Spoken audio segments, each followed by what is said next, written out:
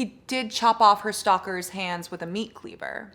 And that, no, because that's my type. What he can do with an ice cube, I'm inspired. Another day, unfortunately. Welcome back to my channel. Listen. Today we are doing our May reading wrap up. Is it the middle of June? Yes, that's fine because I make the rules. First, we need to do a little energy drink. No, bitch! Please hold. That was about to be my 13th reason. Don't worry, we're good. We're having a Celsius peach vibe. How many books do we read? I don't know. May was such a fever dream because I went to Miami, I went to California, Larry was visiting me. We read 2, 4, 6, 8, 10, 12, 14, 16 books. Okay, slay. I know we started off, I don't know. I'm having I don't know. We started off on a negative note, and that's totally fine because what else is new? It's me. The first book we read, I was like, you know what? Let's romance the era. Let's fucking go. I haven't finished the Plated Prisoner series yet. So the first book in that series is Guild, and I had read 4 books. And I'm like, let's go back there. Let's read the 5th one and we'll finish with the 6th. So I read Gold, the 5th book in the Plated Prisoner series. 1 star. 1 star. 1 star all day. Am I gonna be completing that series? No, absolutely not. That whole entire book, that whole entire behemoth of a book could have been an email. Literally nothing happened. One of my least favorite things, now plug your ears or just skip ahead if this is like it's a specific trope, but it's like a minor spoiler. Plug your ears or skip ahead a little bit if you don't want to hear it, is when the main couple gets separated in the middle of a fantasy series with no good reason for it to happen. Does that make sense? Like there has to be sound reason behind it. It has to make sense and it has to like come together if it just happens to throw in some extra spiciness to the plot. No, that annoys me. So like essentially Slade and Oren were not together that whole book. No, the whole book. They were not together the whole book. And that is something, it's a romantasy. The romance is such a big part of this series. So for them to not spend a single page together on book 5, it was so unnecessary. Oren was just like gallivanting around the Fae world. Slade, love him. He's fine and stuff and whatnot. People compare him to Xaden. Listen, everyone has their own opinions. I'm not judging you for loving him more than Xaden. Literally not at all. Like everyone has their book boyfriend opinions. They couldn't be more different though. Like he does it. Xaden's my #1 book boyfriend. So like coming from someone who's obsessed with Xaden, Slade is fine. He's a fine book boyfriend, but he's not even in my top 20. Okay. But I love him. He's great. But he was like on his revenge arc and like burning down the world for her, great, but literally the whole time. He didn't do a single productive thing. I'm like, okay, let's wrap it in, sir. We threw in a new romance with with the Queen Melina, a side character, and it's like, we are on book 5. You're gonna start a romance and have them get together like randomly in book 5. I'm not invested in it at all. I don't care. I don't really care. I didn't care about the side characters. The side characters' romance just seemed really rushed and unnecessary. It just was so much filler for, in the very end, another thing to just absolutely make me want to rip my hair out. That is a trope that I'm not gonna say. It lost me. So we're not gonna continue, and that's fine. After that though, I'm like, we're not giving up on romantasy. We gotta keep it. We gotta keep it going because I miss it. It hasn't been slaying as much as I wish it would slay. So we read the book Direbound that I've been seeing go all around on Book Talk. I've been wanting to read it, heard nothing but great things. Like literally hadn't seen a single bad review on it, which is great. Like it's popular for a reason because so many people love it. I will never be the type of person ever in my life that will get on Book Talk and be like, Book Talk lied to me. This book was awful. Book Talk lied. Literally no. Because a book is popular for a reason. So many people are loving it and raving about it because they love it. No one collectively got on Book Talk and was like, we're all gonna lie about this book. Y'all are a bunch of weirdos. That's not the thing. That's not even a thing. That's not how it works. So like it is popular, people love it. I just didn't love it. Totally fine. I think I gave it 2 stars. It's also so much false advertising goes into romantasy books nowadays. Like people are like, it's just like Fourth Wing with dire wolves, with like massive wolves. And I'm like, okay, well, like let's not compare everything to Fourth Wing. Like let's let books stand on their own. How about that? There were some really alarming similarities to Fourth Wing where I was like, I don't want to put any thoughts into your ears. Like if you want to read this, I want you to go into it with an open mind. Yeah, some books are gonna have trials, have dragons, what have you, have fated mates, like have romantasy tropes in them. That's normal, but it's like there were specific things and themes that happened where I'm like, this is weirdly similar It's like the Temu version of Fourth Wing, but with wolves. Yeah, that it wasn't. Yeah, the pacing was so slow. There were a few scenes that would really suck me in, and then it would just be slow again. So it was really hard for me to get into. Last 10% was great. Last 10% was amazing. Loved it. So that's why I gave it 2 stars instead of 1. Will I read the next book? I don't know. Our FMC is essentially looking for her sister. She went missing, and she enters these like bonding trials with dire wolves to try and find her sister. It's the only way she could do it. And of course, in the very beginning, she bonds with the most powerful dire wolf who hasn't bonded in years. It was so predictable. It was so painfully predictable to the point where I was so removed from the story. I'm also so over the obvious first love interest and then there being a second love interest, and you know that the first love interest isn't going to be the first love interest, and then you're just waiting for her to go with the other one who is obviously going to be the actual love interest. I am so over that. If you are going to throw in multiple love interests, make it believable. Give me a Dorian, give me a Kale, like make it real. Like don't, because then it just gets so boring. You're just waiting for them to end. And there was like, all of the major twists I predicted from the very beginning. If you don't predict them, I could see how this would be a lot more entertaining. Everything was just so obvious. I really did not like the FMC. She repeatedly kept making the most stupid decisions like over and over again without any reflection. She bothered me personally. She has trauma and her actions weren't without reason. So I do think she was set up for a good character arc. I do, but she just was grinding my gears so much. And then the world building was also like non-existent. So I really struggled to picture the world. And I don't ever talk about this. I have aphantasia. Aphantasia is when you can't picture things in your head. Like I close my eyes and I can't see anything. And people are always so shocked by this because I'm a reader. So when I need to picture anything, like Pinterest is my best friend. Before I read any and every book, I always make a Pinterest board for it. I always will like type out the character descriptions and like get pictures, get that. So I literally do that every time I'm reading. If it's a fantasy book, like I will get inspiration for the fantasy world based off of the descriptors. So descriptors are so important for me, especially. I think it's important for everyone. It's just like this added level of me making sure I know what things are like. This is also why like Drew Starkey is my man. Like every single blonde MMC is Drew Starkey. The issue with me is like there are certain characters that all look the same for me because I can't picture them uniquely. I just will have the same picture for so many characters, which is so funny to me. Fan art is so important. It really helps. But yeah, anyway.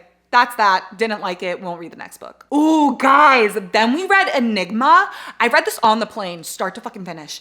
It was so good. I didn't even make a TikTok about it because I was traveling while I read it. And then certain times, like I don't make individual TikToks on every single book that I read because one, sometimes I just don't have time to like, if I don't feel like I don't know. Like sometimes it will just leave me and I'm like, oh, that's gone with the wind. Even if I loved it. Like I just forgot to make a TikTok about it and now whatever, here we are. But I read Enigma and I gave this 4 stars. This is by Runeck. She's the author of the Darkverse series, my favorite mafia romance series ever.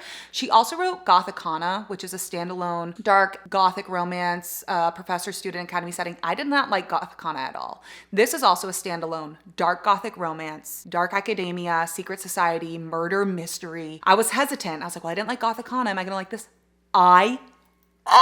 Loved this book so much. You know what? Maybe I need to make a video on it. Salem, our FMC, I loved her. She's so smart and she's so different and like so unique. I loved being in her head. And she goes to this university to try and understand and research what happened to her sister. Why did she go missing? And why are so many students going missing from this school or showing up dead? Oh, I just related so much to her in so many ways. I loved her. And this is where she meets Kaz, who's her teacher's assistant, almost like academic rivals to lovers. And he's absolutely insane. And he's like a quiet recluse artist who's just so like dark and nobody really knows anything about him. And he's like obsessed with her. I don't want to give anything away because you should definitely go into this blind. Oh my God, this man though, like this man is, the love, the romance, the chemistry between them. It's palpable from the very beginning. Like the tension.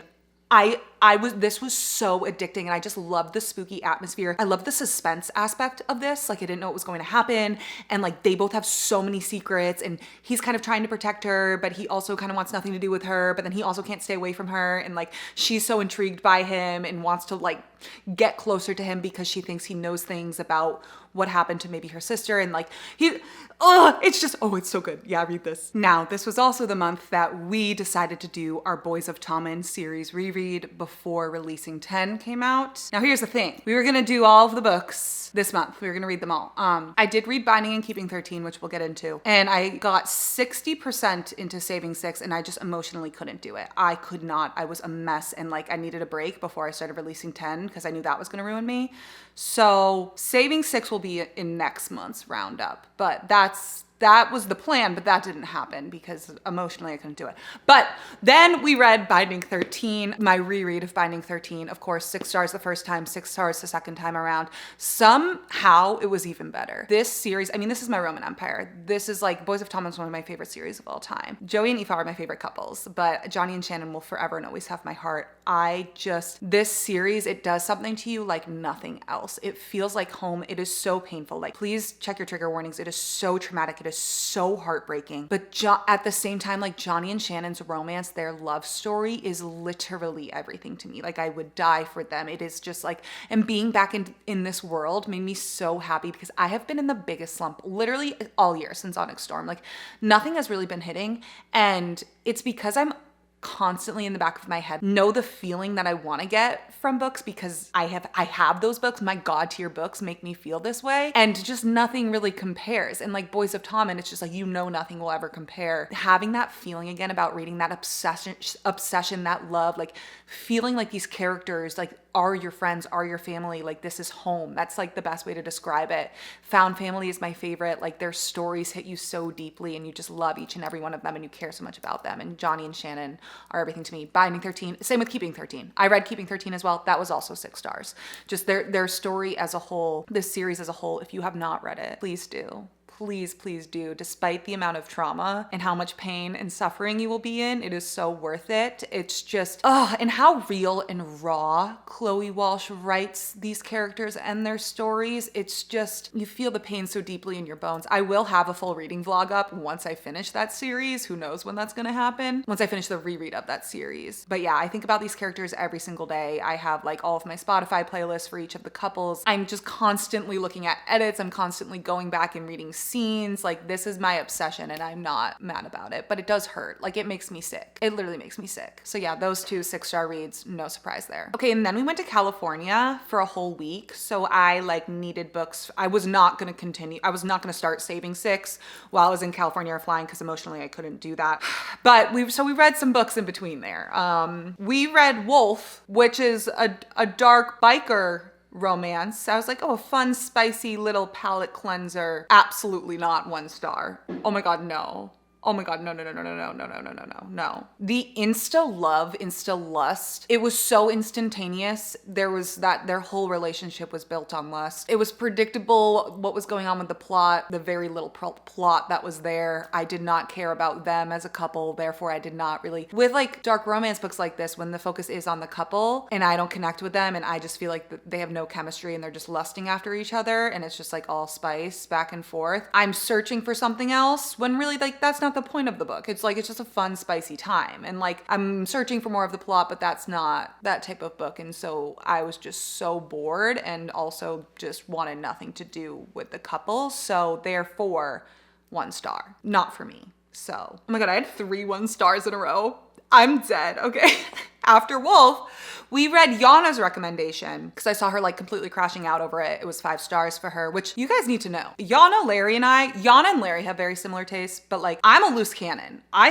Can have such different tastes and opinions from them so often. Like I'm a picky reader. I'm a mood reader. I get the ick really bad, like especially with contemporary. You never know what you're gonna get from me. So like, it's so funny when people are like, what book did this just happen? Oh, Beautiful Venom. I hated it. Yana and Larry loved it. And everyone was like, I can't believe Mariana hated it and you guys liked it. I'm like, this is not new.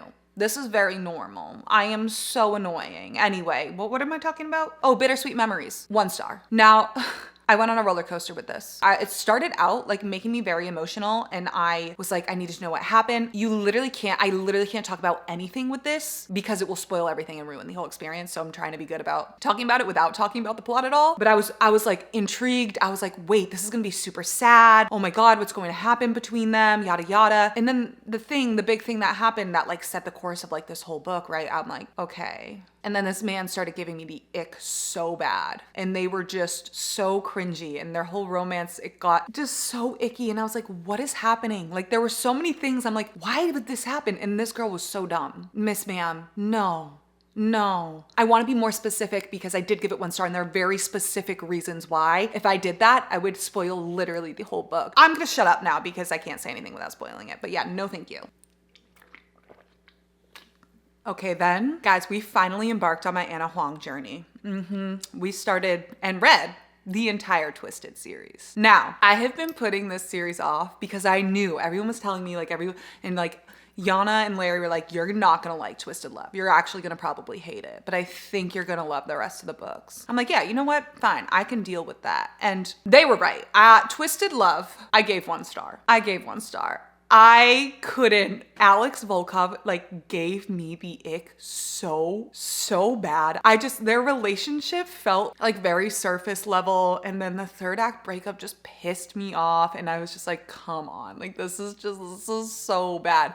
And this is hilarious because after reading literally the whole Twisted series, I love Alex Volkov. I love him in everyone else's books but his own. Tell me how that makes any sense. The way he would say things and this is so annoying about me. This is the ick. I can't explain it. I'll read certain things and spicy scenes, what have you, what the MMC will say. Sometimes I'm like, ew, that's cringy. I could just move on, glaze over it. Or I'll just not be bothered by it. And then other times I'm so hung up on it and get the ick so bad and I can't handle it. Every single thing makes me cringe. That was the case here. So that was not the vibe, Twisted Love. And that's okay. Also, this man's singing. This man's just singing out of nowhere. It's just the way it was so out of pocket and so unexpected for him to just start singing on stage in front of people. I don't know. Now listen, bitch. Twisted Games. An entirely different fucking story, okay? Twisted Games. Reese Larson. Daddy Reese Larson. Bodyguard princess trope? Forbidden romance? Reese Larson? I give this book 4.5 stars. I'm sorry. They're my favorite couple in the Twisted series. I'll tell you what my favorite book is and my favorite man is once we get there, but they're my favorite couple in this series. Reese Larson, he's my 2nd favorite man in this series too as well. He's my 2nd favorite Anna Huang man because I've read some of the King of Sin series, you'll see. No, I cannot get him out of my head. I am so obsessed. And how much they love each other, their chemistry, they are literally soulmates. And I love forbidden romance. I love how Reese, it's just he will do anything for Bridget. He's our non-controversial king. He's just so in love with her, so obsessed with her. The things he does for her, he's so dark and brooding and quiet and just the epitome of I hate everyone but her. And he's deadly. How he starts to let his walls down for her. No, I can't. And this, keep your underwear, gloves, and heels on and crawl to me. Ah! Anna Huang men, other than Alex Volkov, I'm so sorry. The mouths, they're so fine for what? The mouth on this man, no, sweating, the spice, sweating. From this point on, you're mine. No other man touches you. If they do, I know 79 ways to kill a man, and I can make 70 of them look like an accident. Understand? Yeah, I do. And I love how she writes morally gray men too.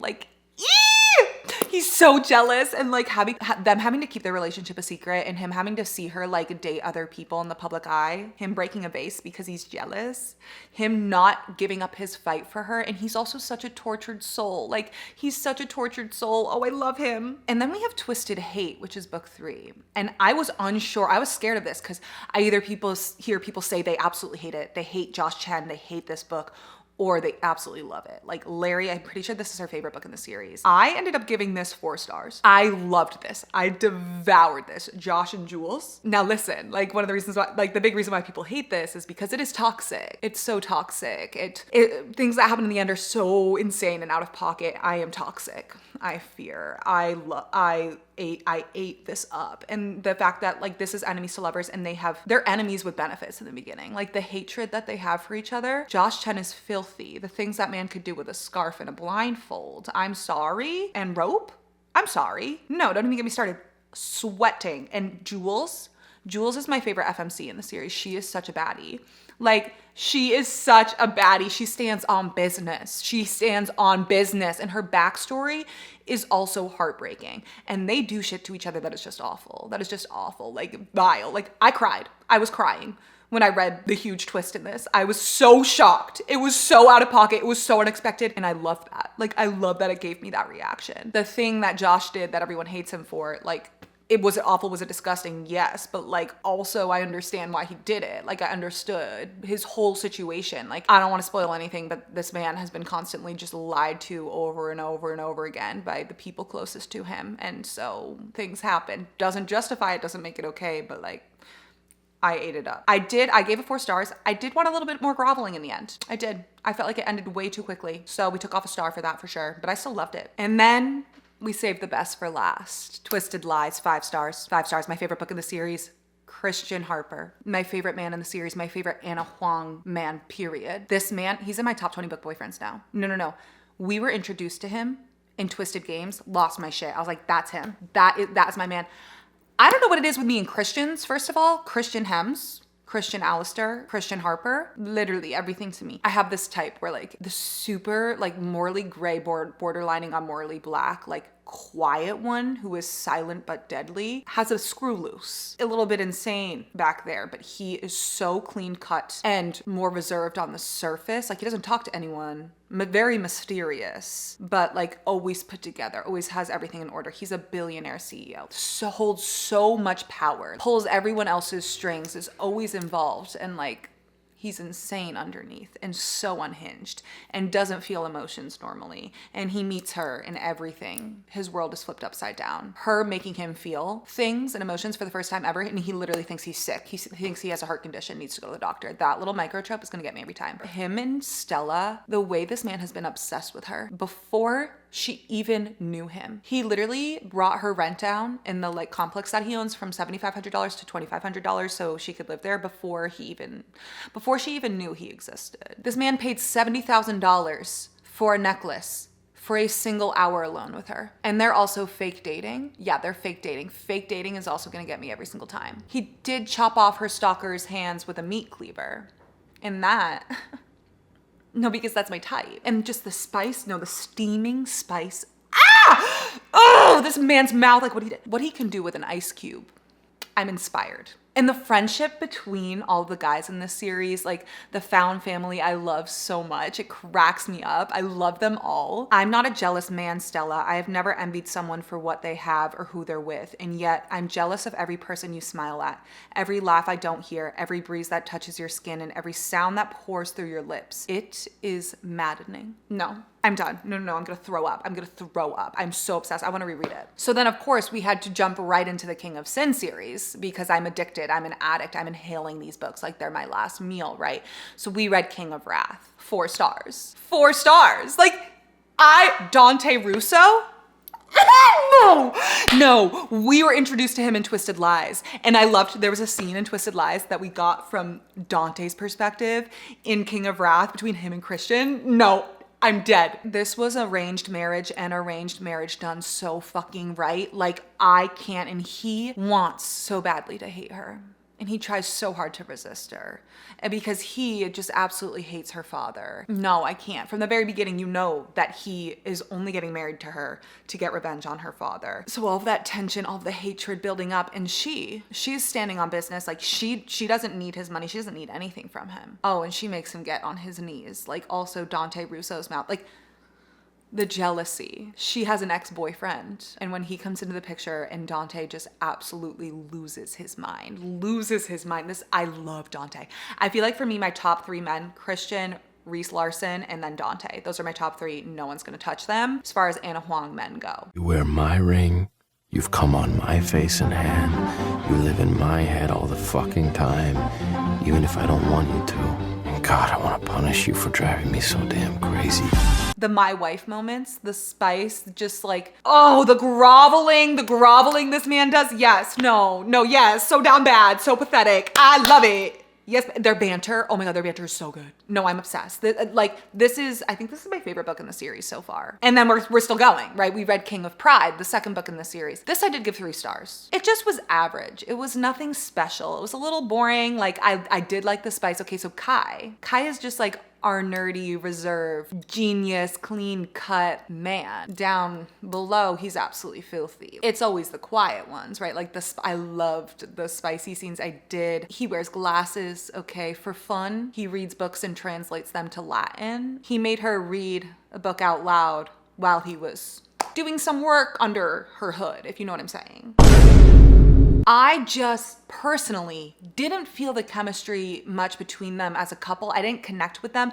I didn't care too much about them. They bored me a bit. The last like 30% really lost me because them as a couple, I just didn't care much about them. And I really wanted to. I just was a little bit bored. And I feel like the competition is so tough at this point. So like I also had high expectations going in and they weren't really met. Yeah, still fine, average, literally nothing special. Then we're like, you know what? I need a little romantasy in my life. Like, let's do it. Let's switch it up. So I read Empire of Flame and Thorns and I give this 4 stars. This was such an easy, fun, fast-paced romantasy read. Like, not perfect, had its flaws, but such a good time. Like, I really did binge it and I'm like really excited. I still have to read the next book. In this world, the Fae are trapped in the Seelie Court, which is run by dragon shifters.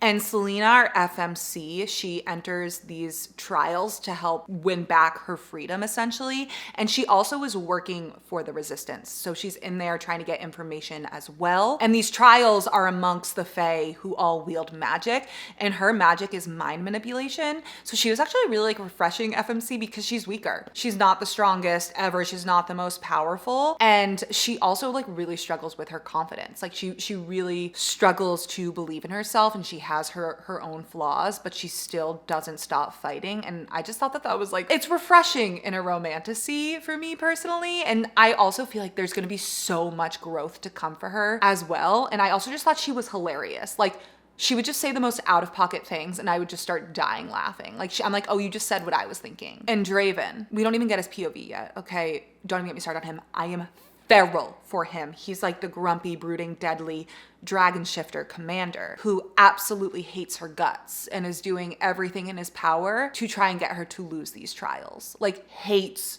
her, makes her life absolutely miserable. And I love him. The slow burn, this was so painfully slow and the tension was like sizzling hot. I love it when the MMC like hates her, but then like in his little tells, you'll be like, oh, he cares about her. Every time you try to resist to touch her, he'd clench his fist. And you're like, oh. And like she literally gets attacked in the middle of the night and he comes in and finds her. The next day, what does he do? He takes care of the 2 guys that attacked her by decapitating them. And that was so fine for what?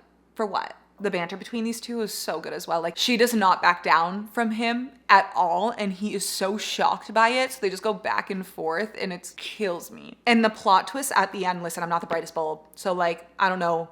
I couldn't see it coming at all. Like, I was genuinely shocked. I was like pacing around. I was like, what is going on? So that was refreshing for me. I feel like if you predicted it from the beginning, you probably wouldn't have enjoyed this as much, but I genuinely had no idea what was going on. And when it happened, I was like, I'm sorry?